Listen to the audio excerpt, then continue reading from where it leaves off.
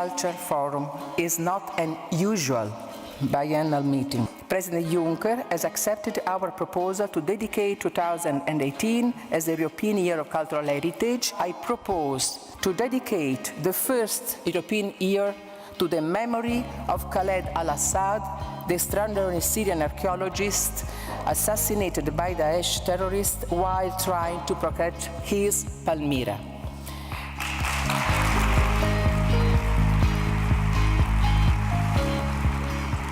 I think one of the most fundamental elements in defining our European identity and making us able to integrate and include other peoples with different identities is our common European cultural heritage. Ils peuvent dire ça, mais sans mettre ça, comme je dis moi, et comme les autres ils seront d'accord avec moi, beaucoup des hommes intellectuels ils seront d'accord avec moi, non. La façon pour changer, c'est unique une solution de dialogue. Le dialogue, il est toujours une évolution. Today we're being asked to address the question, can culture help to overcome fragmentation? And I think both the word culture, the word fragmentation, are quite large words. There are multiple identities, multiple Europes, and multiple questions which must coexist together. So the issue of fragmentation is more urgent, more personal, and more global than previously. My speech was exploring gatekeepers in the arts, and also looking at diversity and making it normality. I'd say the main message I take from the forum today is that we need to get over our fears, and that will help us to create a cohesive society.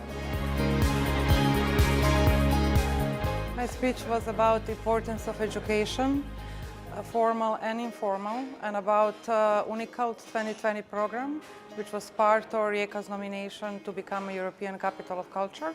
We need to focus on students particularly.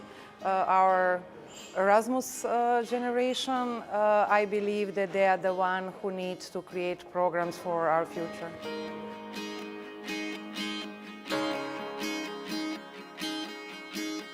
In Europe, we do have the right kind of conditions. We have a social conscience. We have some of the best creative schools.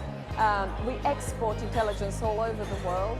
And we also have a really good historic basis and industry base. So if we join all of these elements together, we become extremely powerful.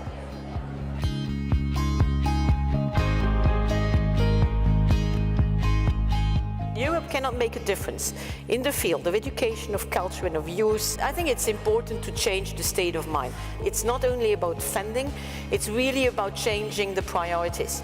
And I think again, we need education and culture to be in the priorities of the European institutions. Otherwise, all this is just blah, blah.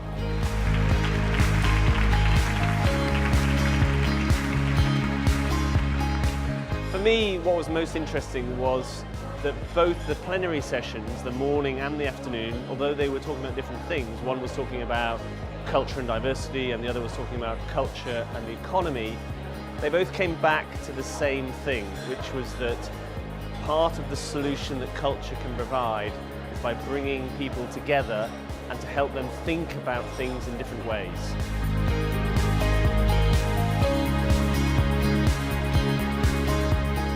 Culture in Europe has always been and is always plural, because so many different cultures belong in this continent. European culture is diversity. European culture is distinction, and it is at the same time common ground.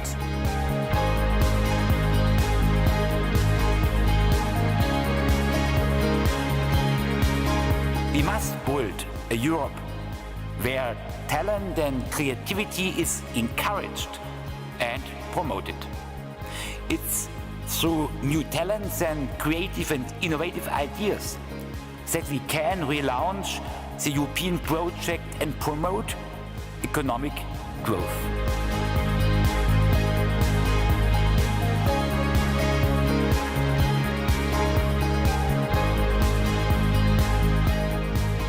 One of the things that makes me relatively happy is to see the diversity of, for instance, people who are reading the same book or people who are watching the same movie.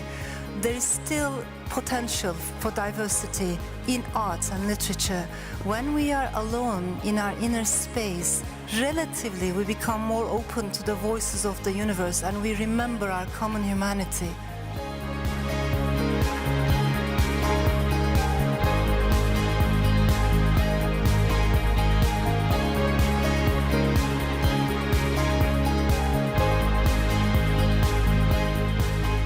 I think that European culture is much deeper, and in this depth of European culture, there are the possibilities to connect to other cultures.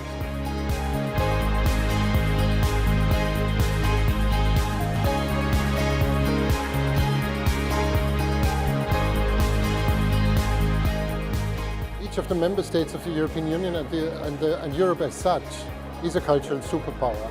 Culture belongs to the core assets of the European Union when it tries to shape globalization rather than being shaped by globalization.